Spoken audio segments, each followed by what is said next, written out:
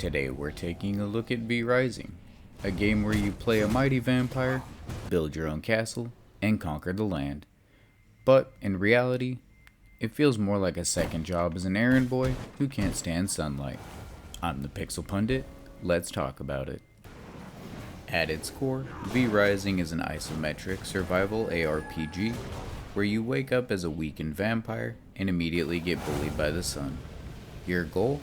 Build a base, gather resources, craft gear, and ultimately stop being a disappointment to the vampire community. The gameplay loop is familiar: gather materials, craft better gear, hunt bosses, wonder why your progression feels so slow, then realize it's because you don't have friends, so you're doing all the farming alone, and repeat. The first hours feel like a weird mix of power fantasy and house flipper. If Diablo and Conan Exiles had a goth teenager who refused to go outside during the day, this would be it. Gameplay-wise, you'll spend your time chopping trees, smashing rock, and crafting gear, all while dodging the sunlight like it's a tax audit. Combat itself is actually pretty fun thanks to the variety of weapon types, and boss fights are the clear highlight. They drop abilities that finally make you feel powerful, even if I still don't understand why I need an entire spellbook just to drink blood. But movement, that's where things fall apart. You either walk everywhere, turn into an animal, or ride a horse that controls like a shopping cart with two bad wheels. You do eventually unlock teleportation, which sounds amazing, until you realize half of your loot that you actually care about can't be teleported. So sure, you can teleport to your destination, but unless you're willing to abandon your haul, you're walking back. Fast travel exists, just not for your stuff. On top of that, the game doesn't always feel vampire-y. Sure, you drink blood, but most of your time is spent doing chores.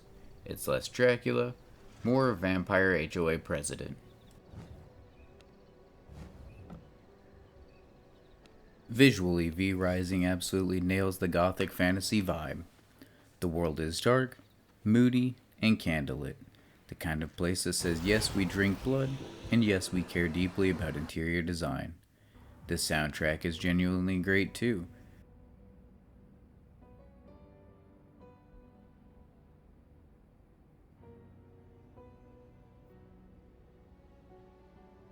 It's dramatic, atmospheric, and does a good bit of heavy lifting when you're waiting for rocks to finish cooking. And honestly, this is where the game shines the most. Base building. Placing structures is smooth, snappy, and weirdly addictive. Crafting stations let you dump materials in and walk away.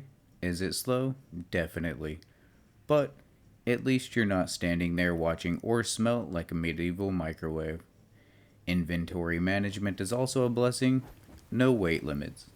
Skyrim players, feel free to cry tears of joy. That said, the grind is real. Early crafting, especially copper and stone, take ages. You'll spend a lot of time waiting while your grinder processes rocks at the speed of continental drift. Oh, and you can't open menus while you're in your coffin, which is strange, because if I were a vampire, that's exactly where I'd want to dream about my next construction project. Replayability is conditional. There are different builds, and the option to play solo or with friends helps, but outside of that, the core experience doesn't change much once you've seen it. If you're into online PvP, that's where most of the long-term replay value comes from, but even that depends heavily on how active the server is and how willing you are to keep grinding and rebuilding after setbacks.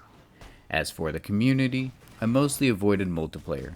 Official servers cap around at 40 players, at least according to the AI overview, and honestly that was enough research for me. At the end of the day, V Rising didn't quench my thirst, but it wasn't a terrible experience. It would be a fun game with friends on a private server. It's atmospheric, fun, and has some genuinely cool systems, even if your immortal vampire moves like he skipped leg day for 300 years. If you love building, exploring, and hunting bosses, pick it up. If you're on the fence, jump in on a sale. But either way, it's an experience worth sinking your fangs into. That's it for this one. Have you played V Rising? Or is there another hidden gem I should check out next? Drop your thoughts below. I love hearing what everyone's playing. Thanks for watching. I'm the Pixel Pundit, and your next review is waiting right here. I'll see you there.